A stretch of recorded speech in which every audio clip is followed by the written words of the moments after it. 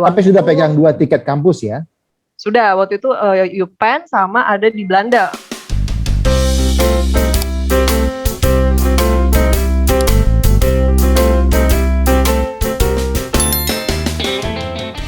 Selamat siang sahabat literasi, salam sehat buat teman-teman semua, salam semangat. Kembali kita diskusi tentang perjalanan hidup dari teman-teman yang berjuang, teman-teman yang hebat-hebat, yang berjuang untuk mendapatkan satu kesempatan studi. Studinya di macam-macam, ada yang dalam negeri, ada yang luar negeri.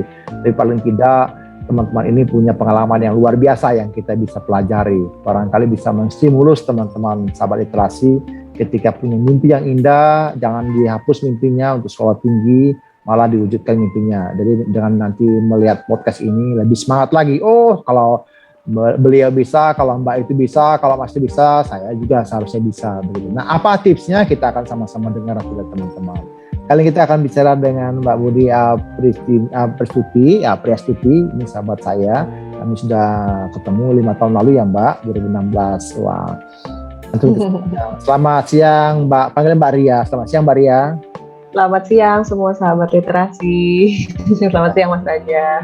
Selamat siang. Terima kasih sebelumnya Mbak sudah berkenan meluangkan waktu di tengah hari libur ini ya. Hari libur ini sedang tidur harusnya istirahat atau bersilaturahmi lah begitu ya. Tapi kita kan tidak boleh keluar rumah karena kita masih dalam kondisi PPKM ya. Ya, Mbak Ria, kami tuh dapat bocoran nih katanya Mbak Ria tuh baru selesai beberapa waktu lalu selesai studi gitu ya. Boleh dong Mbak ceritakan studi di mana, kampus apa, mungkin di negara apa dan kenapa ambil bidang itu Mbak? Monggo Mbak. Iya, oke baik. Jadi saya itu di 2017 kemarin memang baru selesai studi S2 di Fakultas Hukum di University of Edinburgh, itu di Scotland, UK. Ya memang kalau dari kenapa saya pilih Fakultas Hukum karena memang sudah melanjutkan jalannya. Saya S1 memang di Fakultas Hukum Universitas Indonesia. Setelah itu saya langsung kerja. Saya kerja di salah satu kantor konsultan hukum di Jakarta, di Makarim Taira dari tahun 2013. Setelah 3 tahun kerja itu biasalah mungkin ada masa-masa kayaknya penat gitu ya. Next mau ngapain lagi nih gitu. Antara pindah kerja atau belajar lebih lanjut. Nah, dari situ saya kebetulan dapat inspirasi dari pacar yang sekarang jadi suami saya untuk S2 aja gitu. Wow. Jadi ya dari situ saya mulai cari-cari info. Emang kalau mau S2 ke luar negeri apalagi pasti biayanya mahal. Gak mungkin kalau pakai biaya sendiri itu udah gak mungkin kalau menurut saya gitu kan. Terus dapat info ada beasiswa yang bisa cover semuanya, yaitu beasiswa LPDP dari Kementerian Keuangan. LPDP itu Lembaga Pengelola dan Pendidikan. Betul, ya Lembaga Pengelola dan Pendidikan yang dikelola oleh Kementerian Keuangan. Jadi saya mulai cari-cari tahu tuh, memang LPDP itu prosesnya bagaimana, terus pendaftarannya kapan, syarat-syaratnya apa saja. Di sini kita cari tahu, terus kita pikir kayaknya nggak ada salahnya dicoba gitu ya, namanya juga gratis dan kalau memang dapat ya rezeki nomplok banget kan. Iya makanya jadi sebelum memang waktu itu udah mulai, jadi mau nggak mau harus mulai riset-riset soal pilihan kampusnya mau kemana kalau memang S2. Waktu itu pilihannya antara kuliah di Amerika atau di Inggris. Nah, sebenarnya sebelum saya keterima di University of Edinburgh itu saya sudah keterima ada di beberapa kampus. Salah satunya waktu itu yang jadi salah satu opsi utama itu University of Pennsylvania yang di Amerika. Terus baru setelah itu di tengah-tengah ternyata proses LPDP dimulai. Jadi sambil jalan pikirin mau kampusnya kemana, sambil persiapin pendaftaran LPDP. Nah di situ proses LPDP-nya sendiri ya memang butuh usaha ya, memang nggak gampang. Karena kita harus siapin dokumen-dokumen administratifnya, terus ada juga medical check up-nya juga. Saya waktu itu ke rumah sakit mana ya, Ben Hill kalau nggak salah, Minto Harjo. Nah itu untuk medical check up segala macam. sampai akhirnya lulus proses administratif dan proses ada interview FGD dan interview langsung ke interviewernya. Nah, terus saya jalanin prosesnya sampai FGD, interviewer itu selesai, dan alhamdulillahnya ternyata memang diberikan rezeki dapat beasiswa LPDP. Nah, cuma memang saat itu saya belum belum fix nih kampusnya mau yang mana gitu kan. Jadi untungnya masih ada waktu. Tapi sudah pegang 2 tiket kampus ya? Sudah, waktu itu UPenn sama ada di Belanda. Waktu itu Rotterdam kalau saya nggak salah, ya? University of Rotterdam. Bukannya malah Edinburgh ya? Bukan, makanya. Okay, Edinburgh nih kayak apa ya? Suatu misteri yang datang di ujung gitu, tapi sangat manis gitu. Oh gitu, wah cakep. Iya, jadi oke, udah dapet nih, alhamdulillah LPDP-nya. Berarti saya harus mantepin mau kuliahnya kemana gitu kan. Saya riset-riset.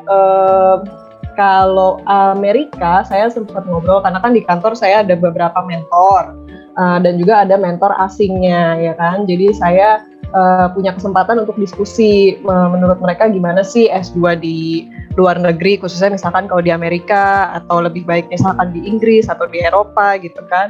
Yeah. Nah, dari 2 mentor saya ini melihat kayak well, Amerika sih bagus memang, apalagi UPenn Ivy League gitu kan katanya. Cuman kalau kamu mau S2, yang kamu perhatikan gak cuman dari segi ranking kampus, tapi juga quality of life. Mereka kasih saya saran seperti itu karena itu kan akan jadi pengalaman hidup yang cukup singkat 1 tahun. Jadi pastikan itu bisa jadi pengalaman hidup yang sangat menyenangkan dan memorable untuk kamu gitu kan. Terus Amerika mungkin ada orang yang punya American Dream mungkin ya, so mungkin kayak oke, Amerika I'm coming gitu. Tapi kalau saya mikirnya dengan berita shooting, penembakan di sana sini, jadi mungkin ada sedikit kekhawatiran. Lalu saya riset-riset kampus-kampus yang memang ranking untuk fakultas hukumnya itu cukup baik secara global gitu ya. Itu waktu itu ada QS World dan segala macam yang punya data ranking kampus itu. Saya ketemulah University of Edinburgh yang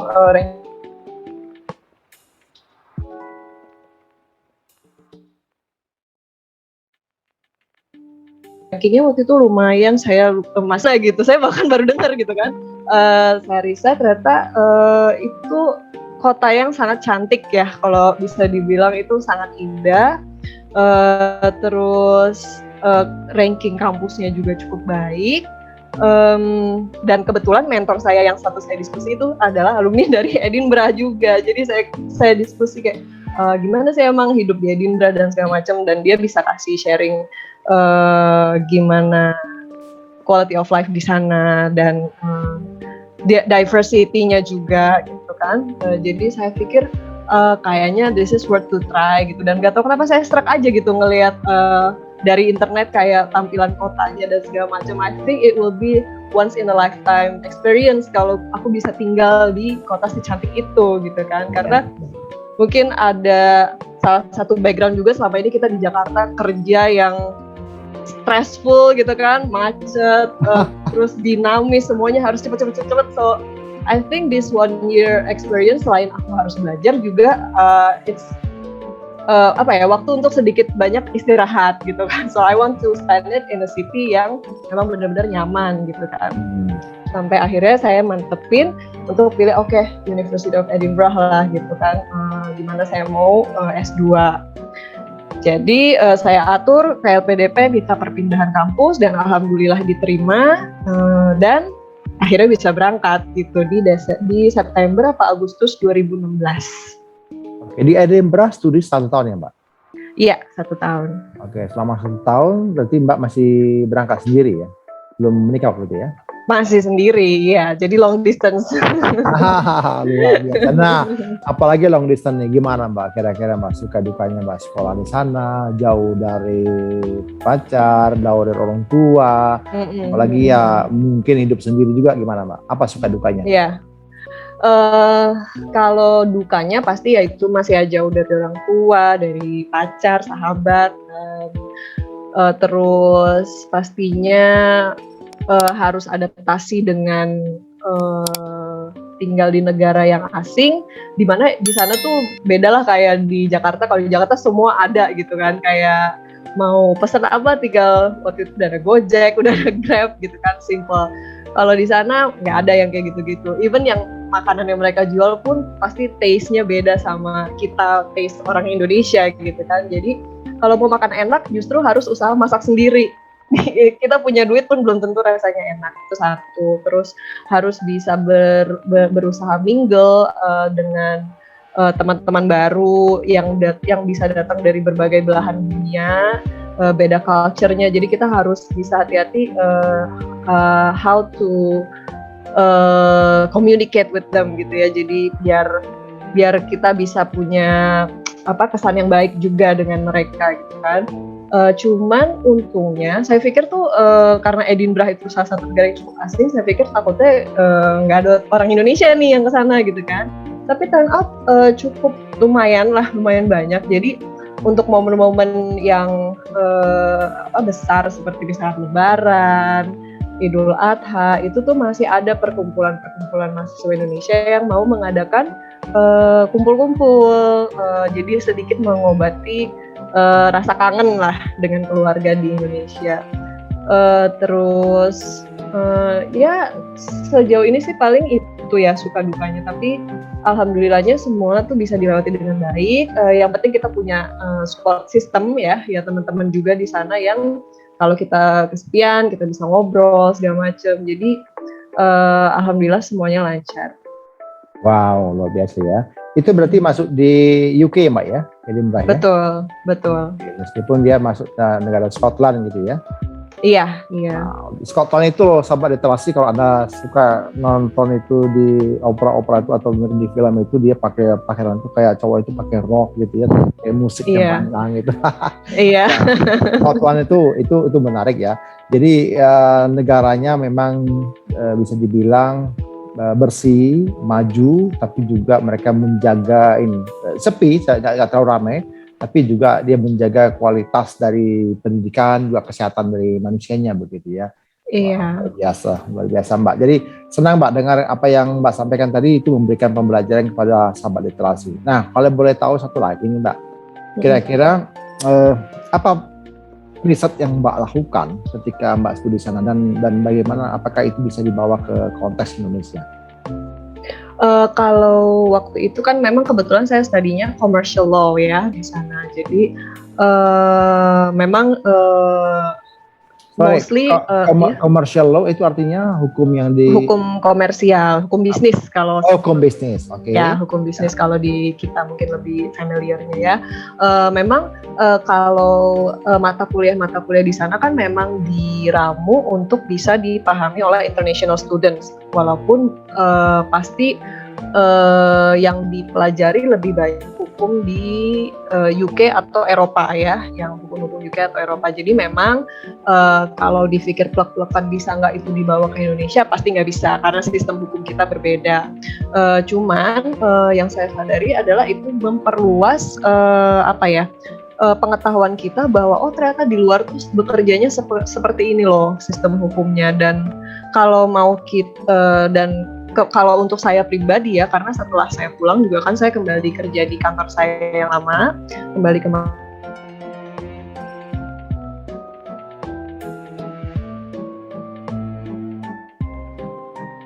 kita untuk memahami background atau informasi yang disampaikan oleh klien untuk kita cerna, dan sehingga kita bisa memberikan advice hukum yang klien tanyakan atau klien butuhkan. Jadi kadang karena kendala term-term hukum itu kan memang agak berbeda di UK, Eropa, lalu bagaimana itu ditranslate ke Indonesia gitu. Nah, dengan saya kemarin kuliah di sana gitu, jadi lebih familiar kayak di sana tuh ada yang namanya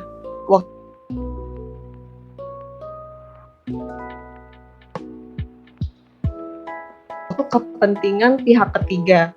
Nah, term trust di UK atau di Eropa tuh dipakai juga di Indonesia, tapi ternyata isinya tuh beda loh, makhluknya tuh beda gitu. Jadi itu salah satu pengetahuan yang kayak, oh oke, jadi kalau ada klien dari luar yang tanya, di Indonesia ada trust nggak sih, bisa nggak sih saya bikin trust untuk ini, untuk perusahaan ini atau untuk pihak ini. Jadi kita bisa tahu, oh ada sih yang namanya trust, tapi itu beda loh sama yang kamu maksud di UK. Jadi itu salah satu penelitian saya. Oke, jadi menarik ya Mbak, karena memang kita ketika menerapkan ilmu kita ke satu negara, maka kita harus lihat konteksnya Mbak ya, nggak bisa pukul rata ya, harus juga dilihat seperti apa satu negara itu. Artinya ketika kita mau menerapkan pengetahuan kita ke satu negara, maka harus lihat dulu konteksnya Mbak ya, yang berlaku di negara itu ya, seperti itu ya. Betul. Luar biasa. Ya, terima kasih Mbak Ria untuk waktunya, untuk pembelajarannya. Saya harap nih teman-teman sahabat literasi bisa terus belajar, mencari tahu apa yang menjadi passion teman-teman, lalu kemudian bagaimana teman-teman akan mewujudkan itu. Gitu. Apa pesannya Mbak nih? Monggo Mbak. Pesannya ya, ya yang pasti saya adalah jangan takut bermimpi, karena saya juga awalnya nggak pernah kepikir tuh bisa kuliah ke luar negeri, apalagi dengan dibiayai beasiswa gitu kan. Nah tapi dengan adanya kesempatan-kesempatan di luar sana, itu harus dimanfaatkan semaksimal mungkin. Kalau memang kita pengen sekolah, manfaatkanlah fasilitas beasiswa yang ada di luar sana. Ya pastinya kita perlu berusaha, kitanya perlu juga belajar, dan juga harus maksimal 100%. Oke, terima kasih Mbak Ria untuk yang Mbak sampaikan tadi. Ini satu hal berharga bagi teman-teman untuk bisa sekali lagi melihat bahwa setiap orang itu punya kemampuan yang memang harus diasah untuk mewujudkan mimpi-mimpinya. Gitu. Terima kasih Mbak Ria untuk waktunya. Sama-sama. Di tengah-tengah hari libur masih meluangkan waktu untuk kita. Terima kasih sahabat literasi. Jika teman-teman sahabat literasi ada pertanyaan, silakan hubungi nomor yang ada di layar ini.